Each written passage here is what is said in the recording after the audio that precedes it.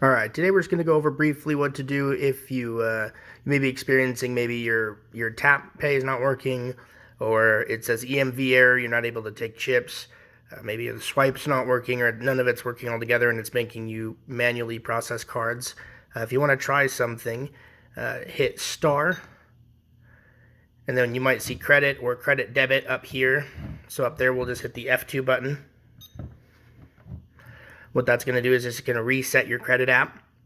And 9 times out of 10, resetting your credit app is going to, you see how it gets flashing. It's going to get your tap pay lighting up. Your chip cards will start working again, and you'll be able to swipe the card. If it doesn't work, try it again.